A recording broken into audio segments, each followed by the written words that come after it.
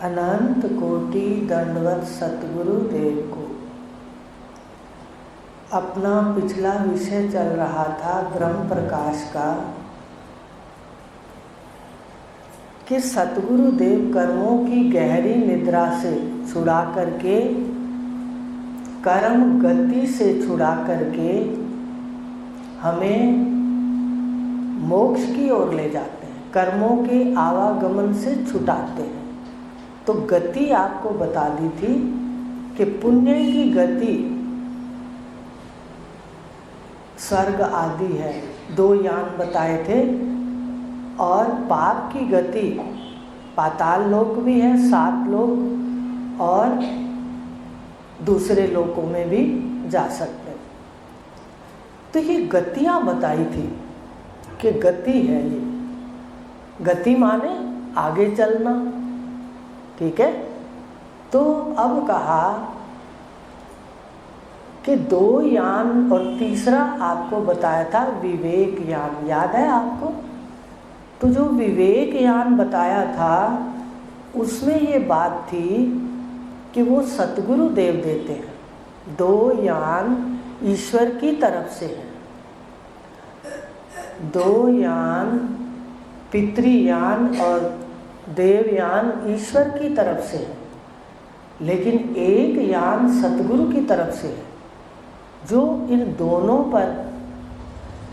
दोनों यान पर चढ़ने के आवागमन से मुक्ति देता है। अब जब तक तत्वज्ञ पुरुष नहीं मिलते तो ये यान नहीं मिलता, ये गाड़ी चढ़ने के लिए नहीं मिलती। तो एक में तो है पुण्यलोक में जाना, देवयान, पितृयान में भी आप पुण्य में जितने भी लोक हैं उनमें बाकी में जा सकते हो, और तमोगुण विशेष में कहा था पृथ्वी में ही जीव बैठ जाता है, राख के अंदर ही, वो बाहर नहीं जाता, यहीं पर ही पृथ्वी से सफ़र करना शुरू कर देता है अपने वासनाओं का। तो जो ये गति है 2 में गति है, पर जो सतगुरु देव देते हैं तीसरा यान विवेक यान, तो आप समझ गए होंगे कि विवेक यान का मतलब है सच को अलग कर दो और झूठ को अलग, विवेक यान, इस पर बैठना है। विवेक पर आरूढ़ होकर के यान पे चढ़ते हैं, कोई गाड़ी है तो उस पे पैर रख के चढ़ते हैं।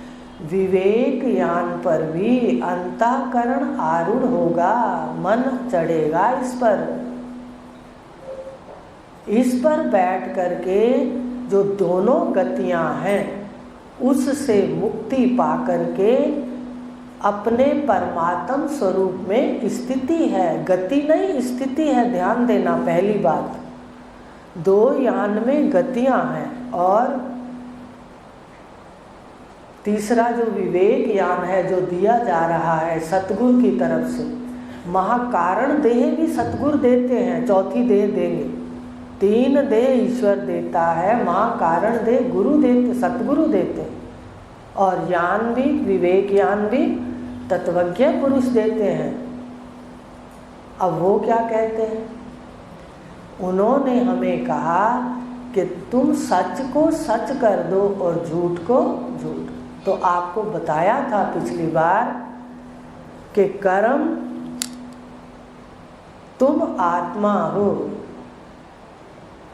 हे सुनने वाला, हे शरीर के आकार को ओढ़ने वाला जीव, अपने को रूप और अपने को नाम मानने वाला जीव, तू आत्मा है, तू साक्षी है। पहले तो वहाँ बैठ, इस आँखों वाले स्थान को छोड़कर पहले तो मन के पीछे साक्षी भाव में बैठो। ये विवेक दे रहे हैं, कैसे कर्मों की गहरी निद्रा छूटेगी। अब वो समझा रहे हैं कि कर्म मन और इंद्रियों के द्वारा होते हैं। शक्ति आत्मा की, शक्ति आपकी, और कार्य गुणों में, माया में। कार्य माया के पुर्जों के अंदर है। माया के जितने पुर्जे हैं कार्य वो कर रहे हैं। कार्य तो उनके अंदर है, क्रिया तो उनके अंदर है। पंच ज्ञान इंद्रियों के अंदर, पंच कर्म इंद्रियों के अंदर, अंतःकरण के अंदर। बस आप उससे परे इन कर्मों के साक्षी हो, ये देखना है। तुम कर्मों से परे कर्मों के साक्षी हो, ऐसा सारा दिन जब भी चिंतन हो कर्म का कि मैंने किया, बेटे को मैंने बनाया, मकान मैंने बनाया, ये काम मैंने किया, नहीं नहीं, गुणों से हो रहा है सारा कुछ, आपके प्रारब्ध से हो रहा है सब कुछ, अपने आप हो रहा है।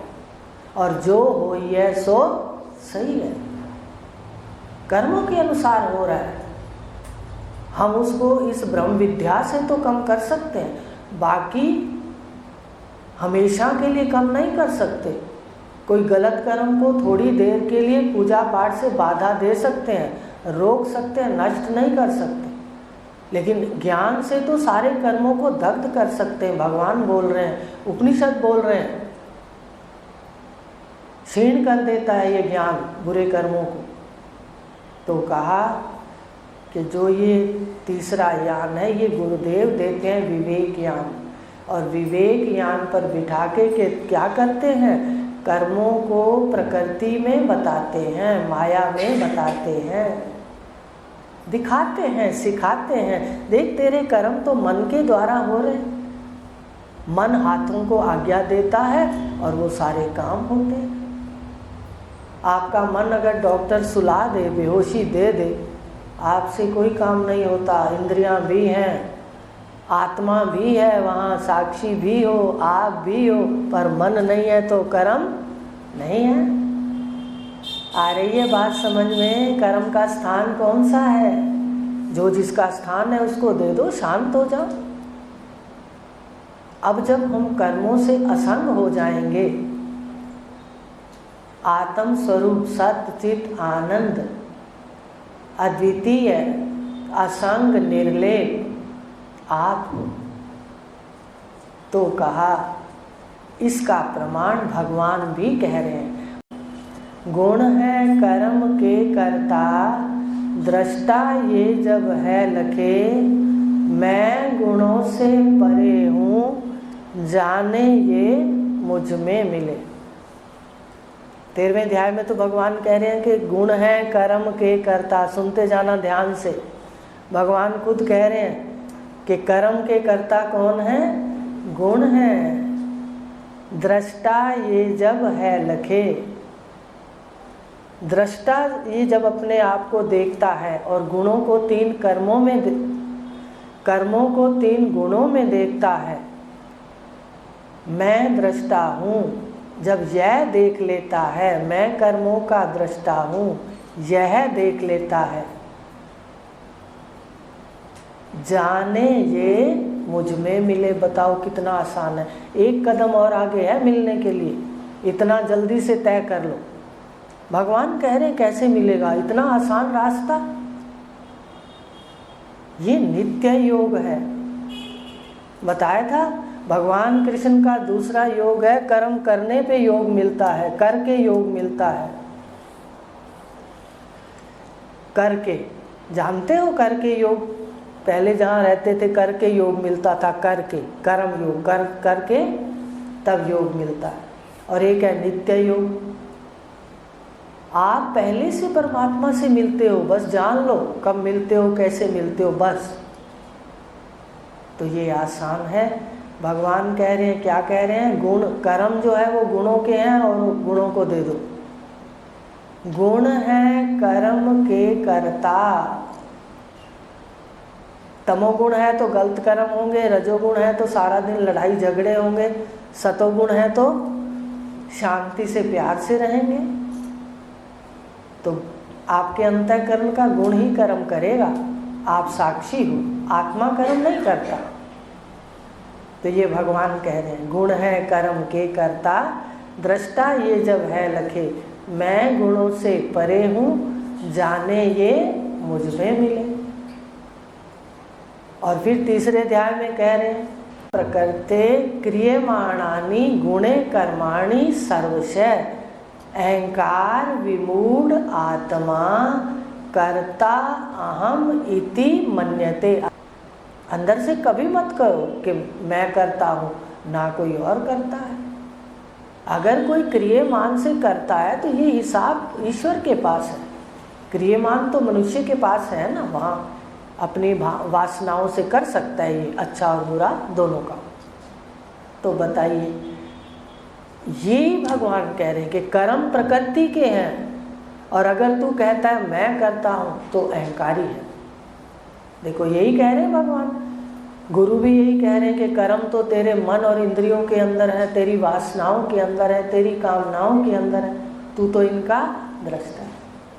कर्म इंद्रियों को दे दो और असंग तुम हो, तुम दृष्टा हो, साक्षी हो, अजर हो, अमर हो, सदा रहने वाले हो। ये चिंतन करो। और 13वें अध्याय में भी भगवान ने यही बात कह दी, प्रकृतेव च कर्माणि क्रियमाणानि सर्वशः या पश्यति तथा आत्मानं अकर्तारं सा पश्यति। वो देखता है क्या जो आत्मा को अकर्ता देखता है, अपनी मैं को दृष्टा देखता है और प्रकृति में कर्म देखता है।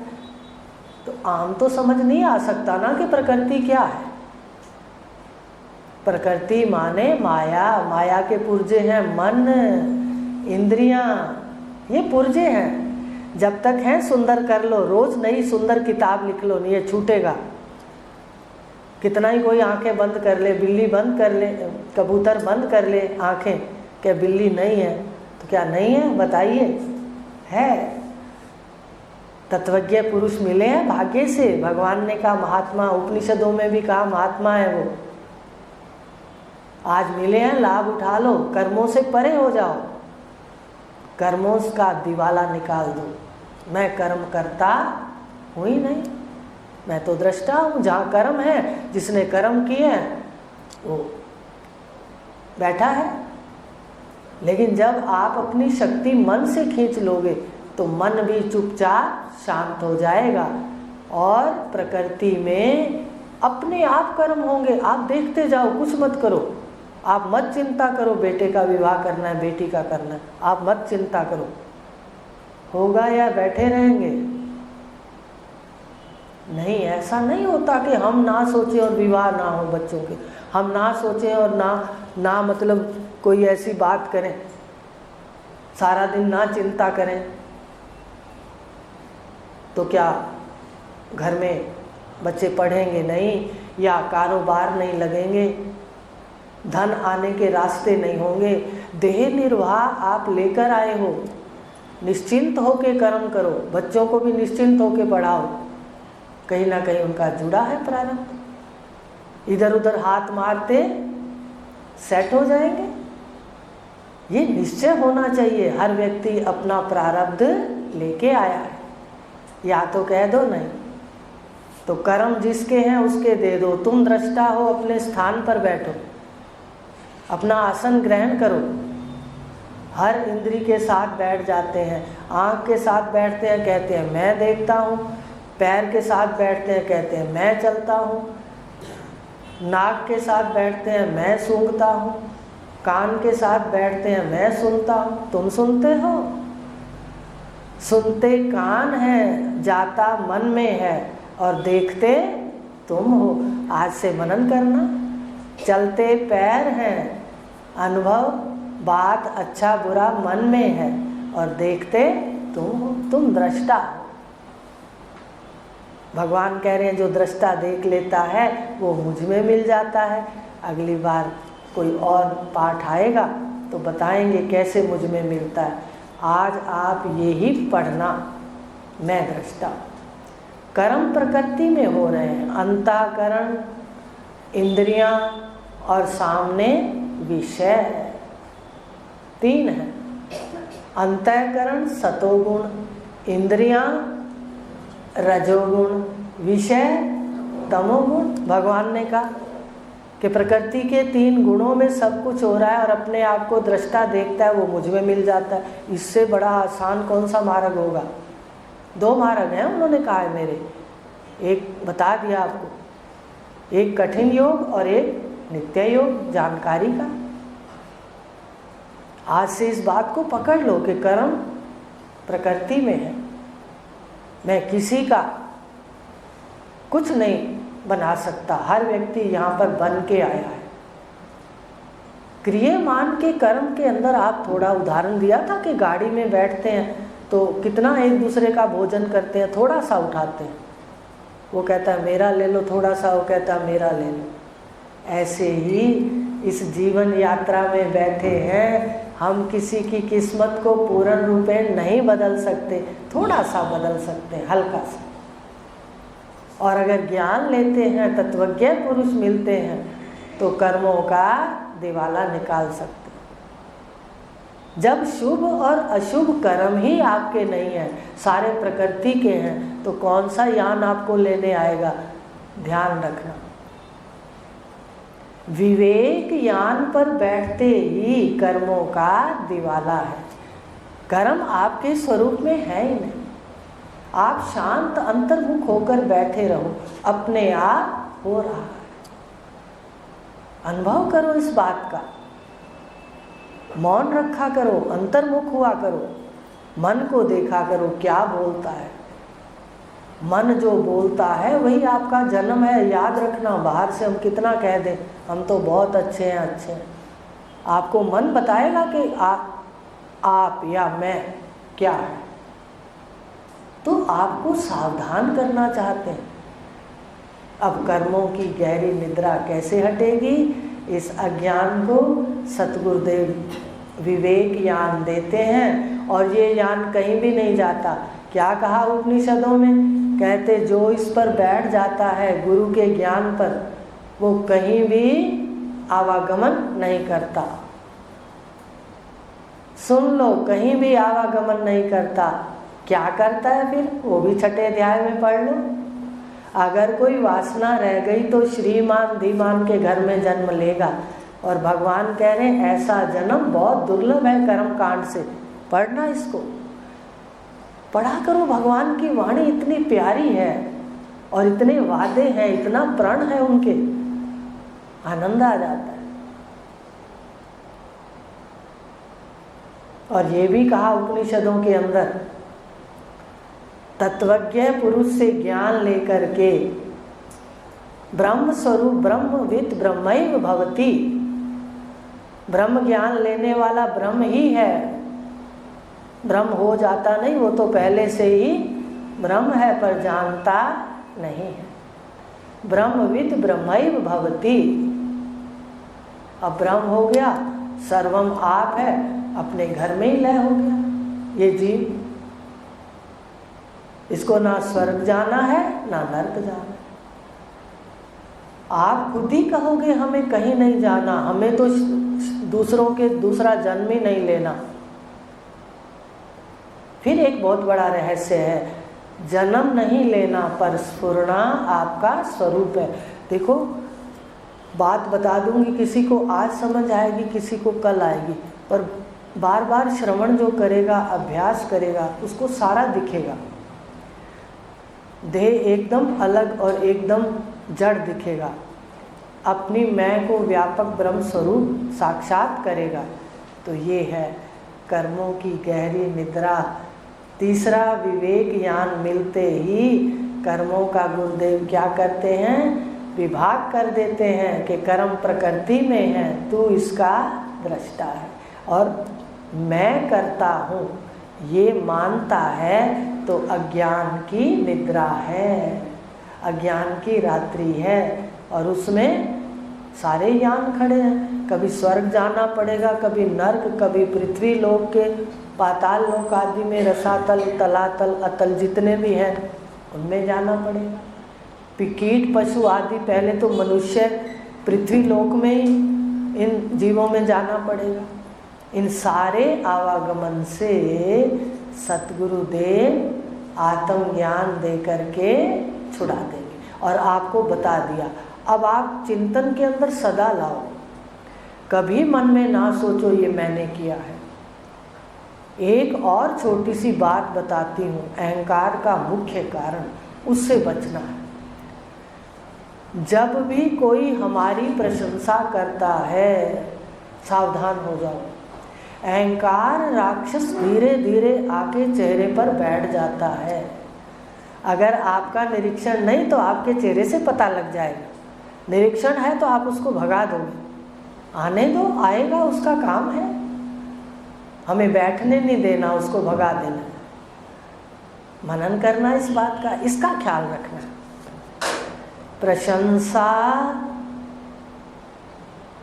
अगर हो सामने हो गई, इसलिए जो जानकार होते हैं वो अपने बच्चों के सामने प्रशंसा नहीं करते। बच्चे माने साधक भी हो जाए, बच्चे वो ना समझ लेना घर बैठे हैं, वो प्रशंसा सामने नहीं करते साधकों की। उनको पता है प्रशंसा करी और ये थोड़ा सा तो ऊपर उठ रहा है, ये धड़ाम से फिर गिर जाएगा। आप इसका मनन करना। बात तो परमात्मा अपने शास्त्रों की है ना। तो कहा सतगुरुदेव कर्मों की निद्रा से बचाते हैं, ये बचाने का उपाय है। आपको किसी कर्म को हाथ में नहीं लेना। आप सदा कहो मैं आत्मा दृष्टा साक्षी, मैं सदा रहता हूँ। ये तो कभी है कभी नहीं है।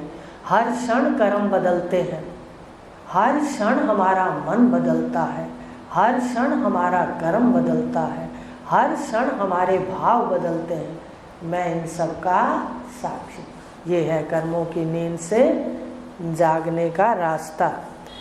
ये आपको समझा ही दिया कि जगत के रोग हैं, स्थूल शरीर के रोग हैं, सूक्ष्म शरीर के रोग हैं, परिवार के रोग हैं, बता दिए थे खोलकर। इन सब से गुरुदेव बचाते हैं कि तेरा किसी से वास्तविक संबंध नहीं है, किसी से भी नहीं है। इसलिए ज़्यादा गुणों का मनन चिंतन ना हो। जग की हर जड़ वस्तु, जब ये ज्ञान हो जाता है कि प्रकृति जड़ है तो सारी वस्तुएं क्या हैं, जड़ दिखती हैं। अब जब ये ज्ञान हो जाता है कि वही परमात्मा, 13वें अध्याय में भगवान ने कहा है, उपनिषद में भी कहा है, सर्वतः पाणी पादम तत् सर्वतो अक्षि शिरामुखम सर्वतो श्रुति मल्लोके सर्वम आवृत तिष्ठति। 2 बार है, एक उपनिषदों में है, एक 13वें अध्याय में, कि सब जगह उसके सहस्त्र हाथ हैं, पैर हैं, मुख हैं, सारे ब्रह्मांड को व्याप्त करके वो असंग भी है। आप भी देख लो, सारी इंद्रियों को, सारे मन को, सारे में व्याप्त भी आप हो। शरीर की टांगें, हाथ, पैर, सब में आप व्याप्त भी हो और आप साक्षी भी हो। तो कहा गया कि जो सब में देख लेगा कि सर्वत्र वही व्याप्त है, तो हर पौधा, देखो इतने सुंदर फूल होते हैं। एक फूल देखा, उसके अंदर, एक फूल के अंदर, वो तो अलग रंग का, उसके अंदर छोटे छोटे 3 फूल और बैठे थे, वो उससे अलग रंग के, येलो रंग के, पीले रंग के। आंखें भर जाती हैं, इतनी सुंदर प्रकृति, क्योंकि तू सत्यम शिवम और सुंदरम है, तू ही तो बैठा है। पशु बोलते हैं, पक्षी बोलते हैं, आंखों में आंखें डाल के गिलहरी बात करती है, छिपकली बात करती है अगर सामने आती है, मक्खी भी कहती है देख पकड़ मुझे। वो एक जगह उड़ती है, फिर वहाँ जाओ तो कहती है आजा पकड़ खेल ले। तू तो मनुष्य है ना, तू तो बुद्धिमान है ना, पकड़ मुझे। देखो हर वस्तु जो है, हर जड़ वस्तु और हर चेतन, जिसकी जबान, जिसको कहते हैं वाणी नहीं है जिसकी, सब बोलते दिखते हैं जानकार को, जिसको ये दिख जाता है कि प्रकृति जड़ है। और फिर जब अगला होगा सर्वम खल्विदम ब्रह्म, उसमें प्रकृति में सब व्याप्त चेतन सत्ता है, ब्रह्म ही ब्रह्म है। शरीर में व्याप्त ही मैं ही तो है, आत्मा ही तो है। ये मैं तो इसको ओढ़ के बैठे इसलिए जीव है, साक्षी तो है व्याप्त। तो उसको सारा ब्रह्मांड जड़ होते हुए भी चेतन दिखेगा। देखो पृथ्वी चेतन ना हो तो चले कैसे? पृथ्वी भी चल रही है, चंद्रमा भी चल रहा है, ठीक है, बृहस्पति भी चल रहा है, मंगल भी चल रहा है, जितने ग्रह हैं सारे चल रहे हैं, दीवारें भी चल रही हैं। दीवारें बूढ़ी हो रही हैं, जवान दीवारें बनाते हैं और धीरे धीरे ये दीवारें बूढ़ी हो जाती हैं। इसका मतलब सारा ब्रह्मांड चल रहा है। तो चेतन चलता है, जड़ थोड़ी चलता है, सारा ब्रह्मांड चल रहा है। आप कभी गेट से निकलते हुए इसको पैर लग जाए तो एकदम रोकता है, बताता है मैं हूँ, आवाज़ करता है। अब आप क्या सुनते हो आपको पता है, वो तो हमें तो कहता है देखो देख के चलो मुझे मारा है आपने, है। अब जब लगे ना ठोकर तो ध्यान देना, बर्तन हाथ से गिरते हैं तो कितनी आवाज़ करते हैं, उस वक्त क्या आवाज़ आती है? भाई ध्यान से देखो, पटक दिया, खिड़की को लगाओ, किसी चीज़ को तो आवाज़ करती है, उस समय आता है देखो वो सजग कर रहे हैं। पानी भरते हो ठा ठा ठा ठा बाल्टी में आवाज़ आती है, अरे एक छोटा सा कपड़ा लगा लो ना, आवाज़ की क्या ज़रूरत है वहाँ, इतना शोर। ये साधक के लक्षण है। उसमें पानी भर देता है, वो कोई लीर उठा करके लंबी बांध देता है, पानी उसके माध्यम से बाल्टी में जाता है, आवाज़ नहीं आती, वो भी कहता है ध्यान से। तो जो सर्वम आत्म सत्ता को देख लेता है, चेतन को देख लेता है, आप ही आप हो, इसका अनुभव कर लेता है, उसको सब जगह चेतन देखता है। जगत की हर जड़ वस्तु बोले, जब ज्ञान की देते आँख। आज आपको दे दी आँख, अब ध्यान से। गुरुदेव नहीं है, चलो यहाँ पर तो सभी आते हैं ना, आवाज़ ध्यान से करते हैं, घर जाते हैं तो वही लीला। आप घर पर ही साधक हो। आप वो काम कभी ना करो जो सतगुरु के सामने हम नहीं कर सकते। इसने तो एक ही कसौटी ली है, जो काम हम अपने गुरु के सामने नहीं कर सकते वो हम घर पे भी ना करें। तेज बोलना, लड़ाई झगड़े करना, जवाब सवाल करना, चलो कर भी दिया एक बार, मनुष्य है, मन तमोगुणी हो गया, बोल भी दिया, बाद में को भूल हो गई बस। और नहीं तो जाके बैठ जाओ चुप कर। लंबा नहीं खींचना इन बातों को, लंबा खींचोगे तो प्रधान हो जाएगा तम, प्रधान हो जाएगा रज। सत्य को प्रधान करो, शांति को। तो कहा जब ज्ञान हो जाता है, ज्ञान की आँख मिलती है, तो जगत की हर जड़ वस्तु बोलती है आपसे बात। पेड़ पौधे बात करते हैं, अगर ले जाओ उनको छांटने के लिए तो वो भी ऐसे इधर उधर होते हैं, अभी हमें काटो मत, आ रही बात समझ में। तो ये आपका क्या वृत्तियाँ हैं, क्या अनुभव है, ये वो बता रहे हैं कि ज्ञान की आँख मिलते ही जगत की हर जड़ वस्तु चेतन दिखाई देती है। सृष्टि के गूढ़े भेद दिखा के दूर करे संता। सृष्टि के गूढ़े भेद दिखाते हैं,